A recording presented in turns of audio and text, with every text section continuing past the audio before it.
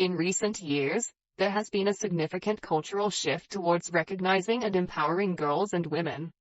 This movement, often termed the girly era, emphasizes the importance of providing girls with the same opportunities, rights, and respect as boys.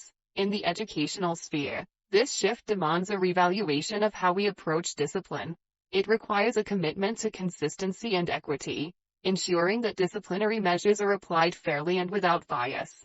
Regardless of gender, discipline in schools is not solely about punishment. It is also about teaching and guiding students to make responsible choices and understand the consequences of their actions. In the context of the girly era, it is essential to approach discipline with a gender-neutral mindset. Girls should not be treated more leniently or more harshly than boys simply because of their gender. Consistency is key to ensuring that all students are treated fairly and equitably. One of the primary reasons why consistency in discipline is so crucial is because it sends a clear message to students that their actions have consequences and that they will be held accountable for their behavior. When discipline is applied inconsistently, it can lead to confusion, resentment, and a sense of unfairness. Girls, in particular, may feel that they are being treated differently because of their gender, which can have long-term negative effects on their self-esteem and confidence. To ensure consistency in discipline, it is essential to establish clear and fair rules and consequences that apply to all students. Regardless of gender, these rules should be communicated clearly to students and consistently enforced by teachers and school administrators. When students know what is expected of them and understand the consequences of their actions, they are more likely to behave responsibly.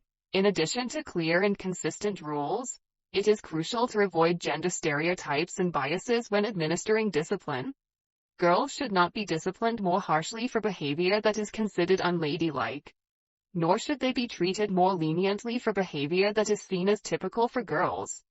Teachers and administrators must be aware of their own biases and make a conscious effort to treat all students fairly and equally. Furthermore, it is essential to involve parents and caregivers in the discipline process.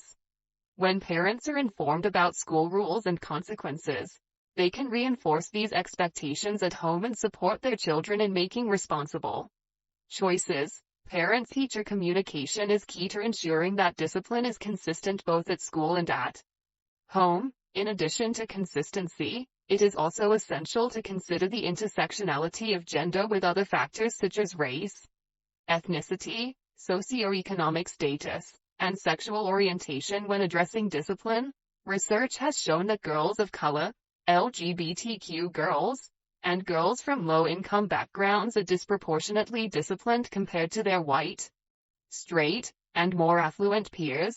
Therefore, it is essential to take a holistic approach to discipline that considers the unique experiences and challenges faced by different groups of girls. One way to address the intersectionality of gender and other factors in discipline is to implement restorative justice practices. Restorative justice focuses on repairing the harm caused by misconduct rather than simply punishing the offender. It involves bringing together the victim, the offender, and any other affected parties to discuss the impact of the misconduct and work together to find a resolution. Restorative justice practices have been shown to be more effective than traditional punitive measures in reducing recidivism and promoting positive behavior change. Another way to ensure equity in discipline is to provide additional support and resources to students who may be at risk of disciplinary action due to factors such as poverty, trauma, or learning disabilities. This could include access to counseling services, mentoring programs, and academic support. By addressing the underlying factors that contribute to misbehavior, schools can help prevent future incidents and support the academic and personal success of all students. In conclusion, entering the girly era requires us to rethink how we approach discipline in schools.